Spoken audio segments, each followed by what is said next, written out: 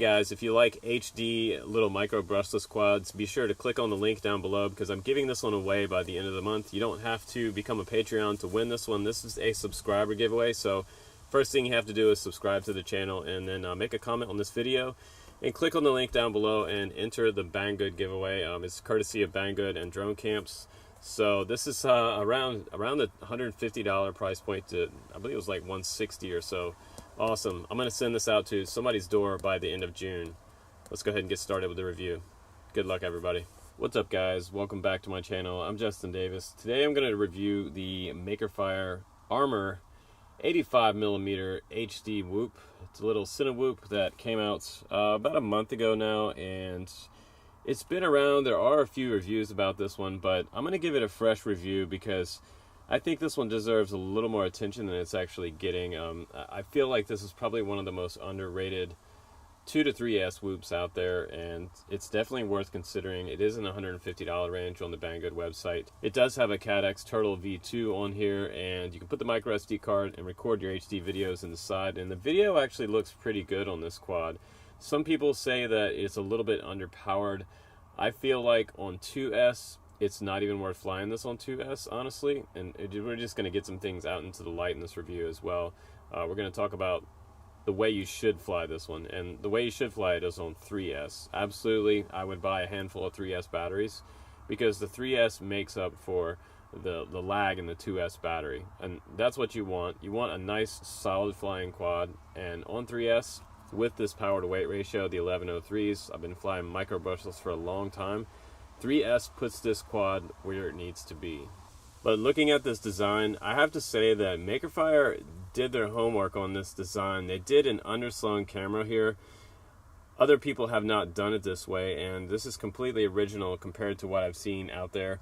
There are a lot of different style frames out there, like the Cinewhoop, there's the 85X from Beta FPV, but they chose to do an underslung under the carriage mount here and beneath the motors.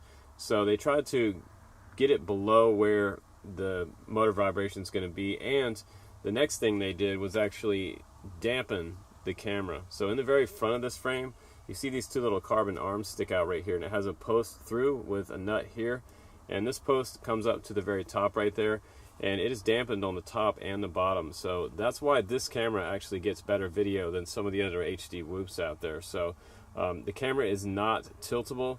It is stuck to about a 25 to 30 degree tilt right there, but I have to say that this might be some of the best video that I've gotten off of any of my HD whoops so far. And I did take some damage on this frame. I thought coming out of the box that this one did look and feel a little bit plasticky, and it is. There are some advantages to that. However, you do have sort of a hybrid frame here with carbon bottom plate, which had no problem right here. The arms are really short, so these aren't likely to break. The parts on this quad that might break are going to be the prop guards, but those are individually replaceable prop guards, which is great.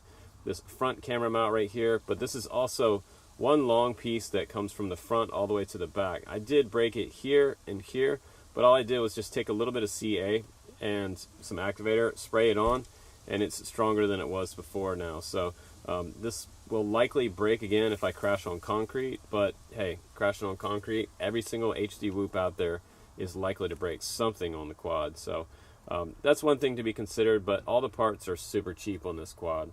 Also on the bottom, you have plenty of room down here for even a 3S 650. It will fly a little bit heavy on 3S 650.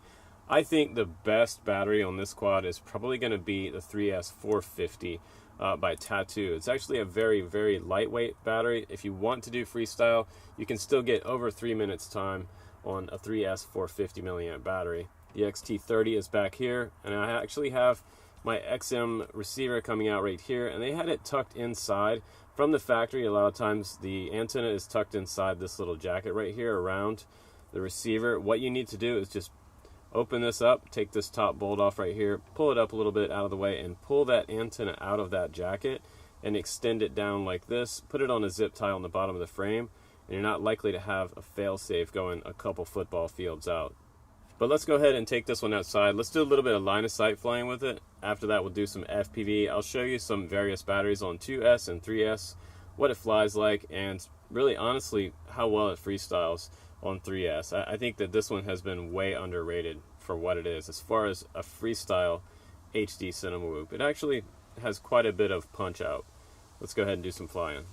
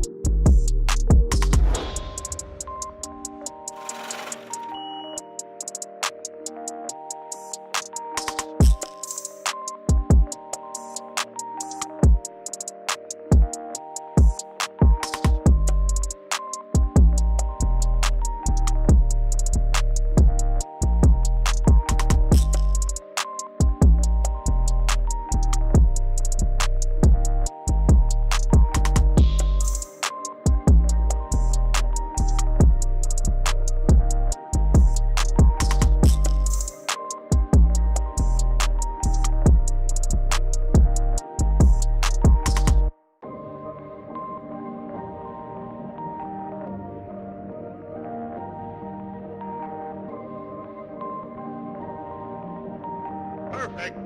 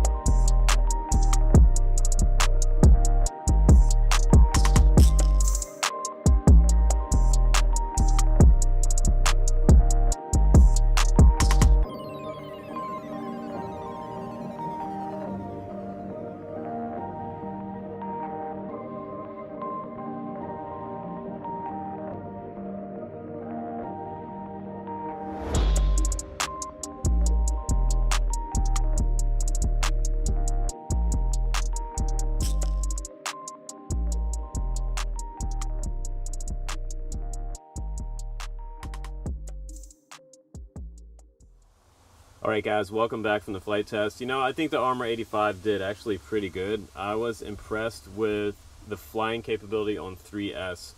And that's mainly because what we have on here is we have 1103 10,000 kV motors, and I'll just zoom into those real quick for you. You have 10 amp ESC on here, so a little bit bigger ESCs than some of the other ones out there. Also, we have a VTX on there that's capable of TBS Smart Audio, which I really like. It's in the very back right here with the dipole sticking up, and this will get you out there a couple football fields away. You could upgrade this later if you want to, but for now you have 40 channels and up to 100 milliwatts. The Caddx Turtle, by the way, if you don't know about it, it's kind of the Cinewhoop choice for most of the Cinewhoops out there right now.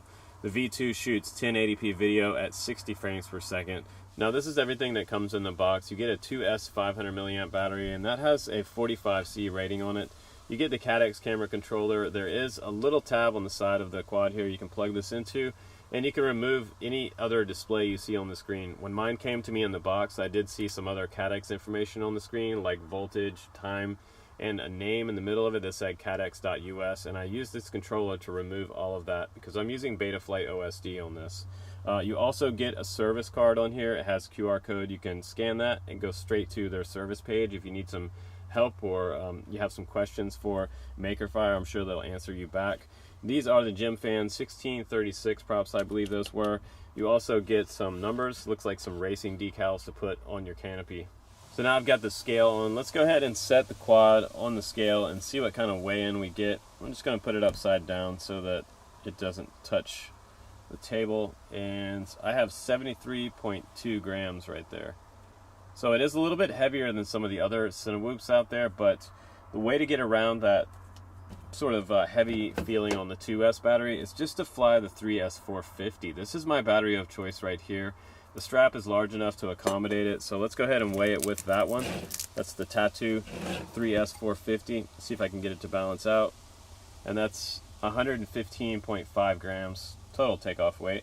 Let's put the 450 back on there, and we're looking at 115, so a little bit better power weight ratio on that battery. Now I'm going to put the stock battery on there, and let's go ahead and get a weight on the stock battery. So the stock 2S battery, the 500 milliamp, weighs in at 101.2 grams. And before I let you go, I have to show you where the micro SD card goes in. Just on the side right here, it does pop into this slot right here. That's your Caddx Turtle V2, and you can use some tweezers to get it in and out. That's probably what I would do. And you want to use a micro SD card. You can use one up to 64 gigabyte, and make sure you use one that is U3 rated, not the class 10 card. Go for the U3 on the Caddx Turtle V2. You'll get the best footage and you'll have no frame drop. So let me go ahead and break it down for you. The pros and cons about this quad. We're going to give it a star rating of about 4.5 out of 5. I'm taking some points off for this review for the top plate that popped off, but other than that, the fun factor was 5 out of 5 on this quad, because on 3S, this quad was a lot of fun to fly out over the big grass fields. I don't recommend flying it in places where there's a lot of concrete, so if you want to buy this quad and you know that you have big open grass fields to fly it at, you're going to have fun, and you're probably going to come home with the same set of props you went out with, and likely not to break anything out there. I also got to give them 5 stars for the innovative approach where they did the undersung camera and this dampened setup down here. I think this is a lot better, especially today that I was flying it. It had tons of wind out there. Probably a 15 to 20 mile an hour wind I was flying in today. So go back and review that footage all over again. And if you compare this one to some of the other ones out there, if you flew this on a non-windy day, you're going to come home with like perfect footage on this quad. So the day that I'm testing, of course, it's super, super windy. But I've talked about this before. Even still, I got decent video, and that was partially because of the weight of this quad. If this was as light as something like the Scorpion quad that I've shown previously on the channel, that one is a little bit lighter weight, and the wind affects it a lot more. Where the wind really does affect this one is in those long dives. When you're coming down, you've got all that extra force pushing on the flight controller anyway, and the prop guards will cause it to do washout. So it does have some washout in this quad, but that's only in the extreme maneuvers. But I had a ton of fun flying this on 3S, and I wouldn't even waste your time on 2S unless you're an absolute beginner and you really don't plan on freestyling it.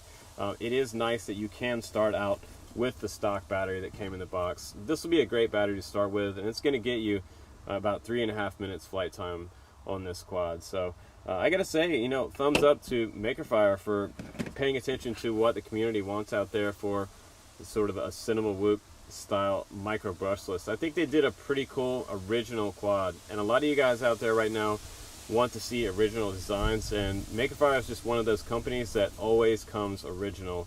I haven't seen them do any type of clones before, so other than the notorious folks out there doing clones, and we won't name any names, but yeah, Makerfire has been fairly original in the last 3 to 4 years. They've been around for quite a long time in the FPV community, so thumbs up to you guys for kind of a fun little quad. I think it's definitely worth the purchase. But thanks again for watching my reviews, guys. Good luck to everybody who is entering in to win that Diatone R249 at the link down below. I'm Justin Davis, guys. Please do subscribe, and I'll see you on the next one. Take care.